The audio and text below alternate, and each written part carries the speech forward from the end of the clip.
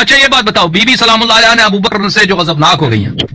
ابو بکر کی خدمت کی وجہ سے، ابو بکر کی ظلم کی وجہ سے غضبناک ہو گئی؟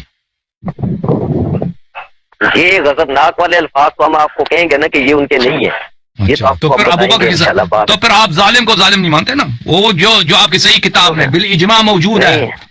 جس کو بی بی خود اپنا ظالم سمجھتی ہے، اپنے حق کا غاصب سمجھتی ہیں، آپ اس کو نہیں مانتے غاصب، تو پھر یہ کہنے کا فائدہ ہی کیا ہے جو اللہ کے علم میں ظالم؟ حسن اللہ یاری، اگر تم نے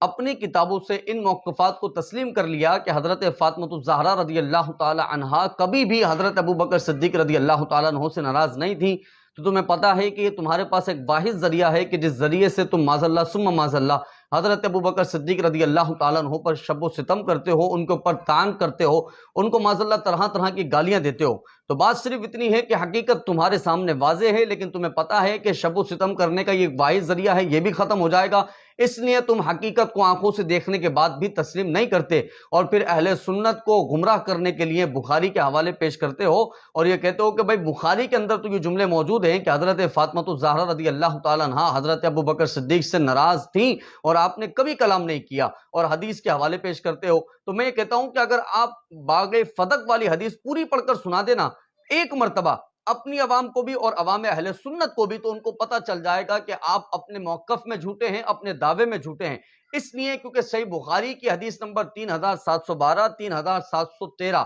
دونوں حدیث مبارکہ کے اندر واضح طور پر یہ جملے موجود ہیں کہ حضرت علی المرتضیٰ رضی اللہ تعالیٰ عنہ کے سامنے جب باغ فتح کا ذکر ہوا تو آپ نے فرمایا فتشہد علی ثم قال انا قد عرفنا، حضرت علی المرتضیٰ رضی اللہ تعالیٰ عنہ نے ارشاد فرمایا یا ابا بکرین، اے ابو بکر صدیق رضی اللہ تعالیٰ عنہ، میں گواہی دیتا ہوں کہ اللہ نے آپ کو بڑا مرتبہ عطا فرمایا ہے۔ ہم اعتراف کرتے ہیں اس بات کا کہ فضیلت کا جو فضیلت اللہ تبارک و تعالیٰ نے آپ کو عطا فرمائی ہے، اس فضیلت کا علی اعتراف کرتا ہے۔ اور اب اس کے بعد جب حضرت علی المرتضیٰ رضی اللہ تعالیٰ عنہ کی بات سن کر فتکلم ابو بکرین، حضرت ابو بکر صدیق رضی اللہ تعالیٰ عنہ نے کلام کیا، تو اب آپ کے جملے کیا ہیں؟ آپ کہتے ہیں نا کہ حق کو غصب کیا ہے، حق کھایا ہے، تو حضرت ابو بکر صدیق رضی اللہ تعالیٰ عنہ کا یہ بخاری کا جملہ اپنی عوام کو بتاؤ کہ ابو بکر صدیق کا یہ جملہ ہے کہ آپ نے فرمایا والذی نفسی بیدہ لقرابۃ رسول اللہ صلی اللہ علیہ وآلہ وسلم احب الی ان اصل من قرابتی، فرماتے ہیں رب کعبہ کی قسم ہے، اللہ کی قسم ہے کہ میں نبی کریم صلی اللہ علیہ وآلہ وسلم کے رشتہ داروں سے اپنے رشتہ داروں سے بڑھ کر میں حضور کے رشتہ داروں سے محبت فرماتا ہوں۔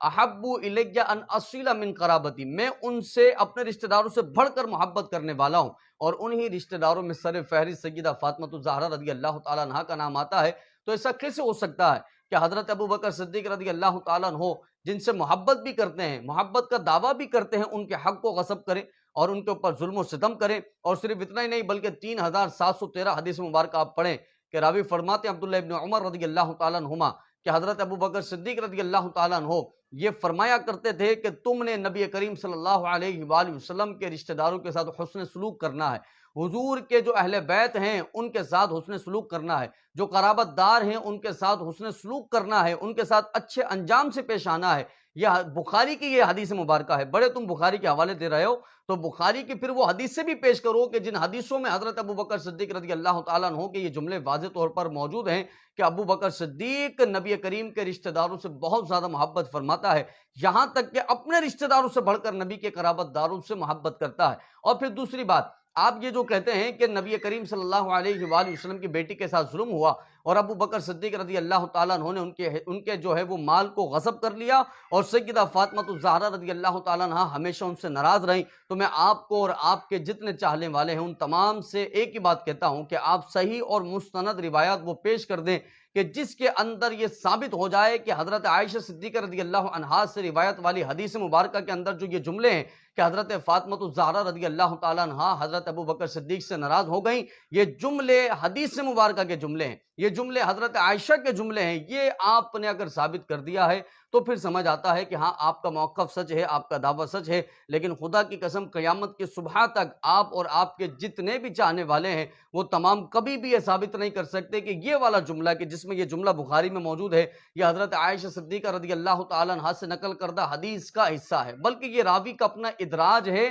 یہ راوی کا اپنی طرف سے ایک ایڈیشن ہے کہ جو بخاری کے اندر موجود ہے، لیکن یہ حضرت عائشہ صدیقہ رضی اللہ تعالی عنہا کی حدیث کا حصہ ہرگز نہیں ہے۔ اور پھر تیسری بات یہ ہے کہ اگر ابو بکر صدیق رضی اللہ تعالیٰ عنہ نے ان کے مال کو غصب کیا ہے تو حسن اللہ یاری تمہیں میں چیلنج کرتا ہوں کوئی ایک مستند روایت دکھاؤ کہ جس سے یہ ثابت ہو جائے کہ ابو بکر صدیق رضی اللہ تعالیٰ عنہ نے اس مال میں سے اپنے اوپر کبھی خرچہ کیا ہو یا پھر اس مال میں سے کچھ حصہ اپنی بیٹی حضرت عائشہ صدیقہ رضی اللہ تعالیٰ عنہ کو دیا ہو یا اس مال میں سے کچھ حصہ اپنے بیٹے عبد الرحمن بن ابو بکر صدیق رضی اللہ تعالیٰ عنہما کو دیا ہو یا پھر اپنے کسی بھی رشتہ دار کو اس مال میں سے حصہ دیا ہو. ایک بھی مستند کوئی روایت مجھے آپ دکھا دو تاکہ پتہ چل جائے کہ تم اپنے موقف میں